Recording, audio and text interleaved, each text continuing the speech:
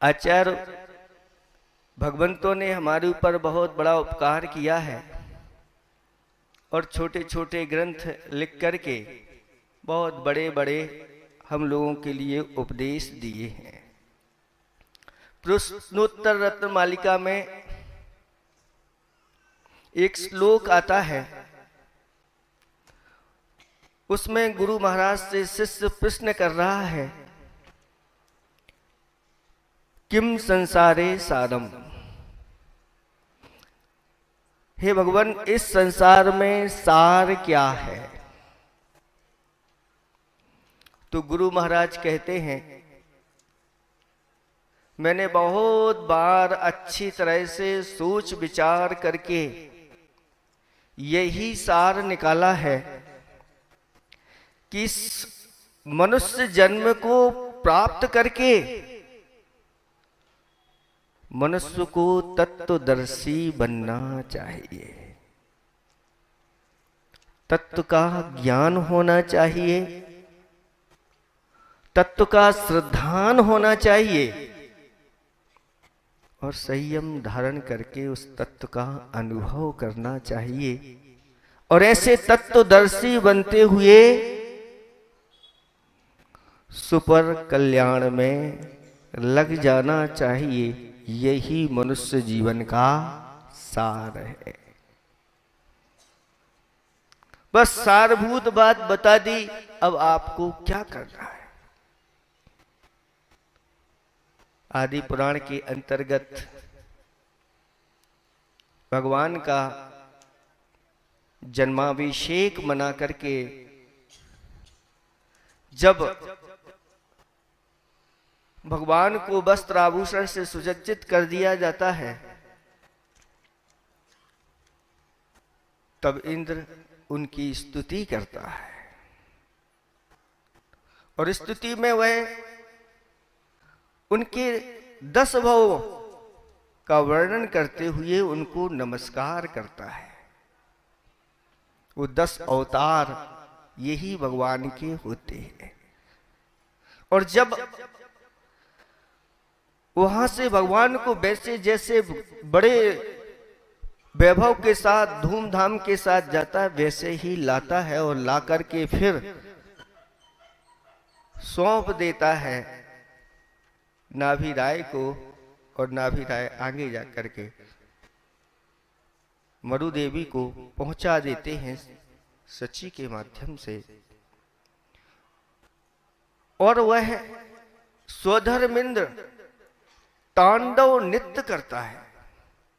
ऐसा नृत्य जो कोई दुनिया में कर नहीं पाता, उसको देख करके सभी लोग आश्चर्यचकित होते हैं। उस साथ साथ में वह आनंद नाम का नाट्य करता है। उस नाट्य में भगवान के 10 भवों का वह प्रदर्शन कर देता है कि 10 भव पूर्व में 10वें भव में वह महाबल नाम के विद्याधर राजा थे।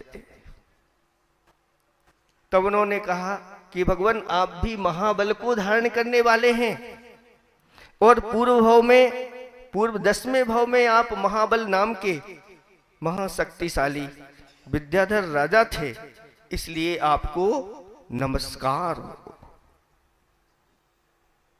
वह महाबल महाविद्याओं का स्वामी था, अनेक राजाओं का स्वामी था और उसके लिए सभी प्रकार के सुख मिले हुए थे।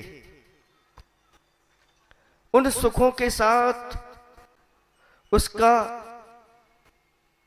पूरा जीवन कब बीत गया पता ही नहीं चला।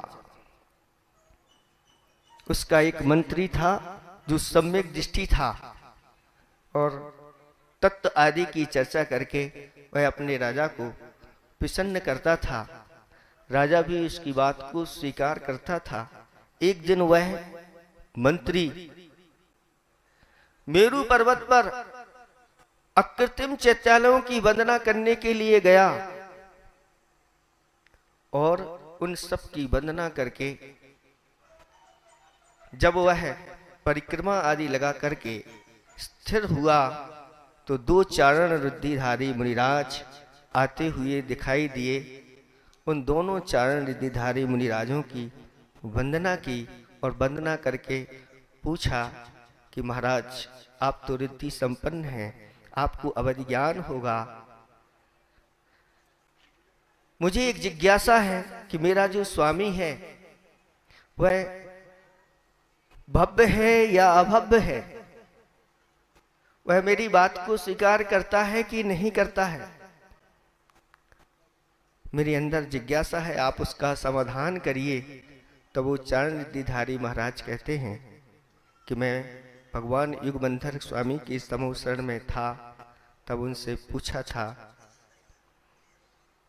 किस भरत क्षेत्र में अवसर्पणी काल में ऐसा कौन होगा जो प्रथम तीर्थंकर के रूप में अवतरित होगा। तब उन्होंने बताया कि अभी महाबल की पर्याय में जो जीव है वह आगे जाकर 10वें भव में इस भरत क्षेत्र के प्रथम तीर्थंकर के रूप में उनका जन्म होगा, वह भव्य है। ऐसा कहा, वह बहुत प्रसन्न हुआ। और उन मुनिराज ने कहा कि तुम्हारे स्वामी ने रात्रि में 2 स्वप्न देखे हैं। उन 2 स्वप्न, पहला स्वप्न तो यह है कि उनके जो 3 मंत्री थे जो यथार्थ ज्ञान के धारी नहीं थे, उन तीनों मंत्री ने राजा को कीचड़ में डुबो दिया और तुमने जाकर के उस राजा को उस कीचड़ से निकाल करके और सिंहासन पर बैठा करके स्नान आदि करा दिया। पहला स्वप्न तो उसने ये देखा है और दूसरा स्वप्न ये देखा है कि एक ज्वाला धीरे धीरे वह घटती चली जा रही है और चंचल है, समाप्त होने को है। इसका अर्थ, दोनों का अर्थ ये है कि वह तुम्हारा स्वामी अब तुम्हारे माध्यम से अगले भव में बड़े वैभव को प्राप्त करने वाला है और अब उसकी आयु मात्र 1 माह की बाकी रह गई है। वह बार बार चिंतन कर रहा है कि मुझे इन 2 स्वप्नों का फल अपने मंत्री से जानना है और तुम जाके उसको पहले से ही बता देना, वह तुम्हारे ऊपर विश्वास करेगा और आगे वह अपने आप को धर्म मार्ग में लगा देगा। और मंत्री ने जाकर के उसके कहने के पूर्व में ही अपने 2 स्वप्नों का फल भी बता दिया और स्वप्न आपने देखे हैं और मात्र अब अपने जीवन का कल्याण करो।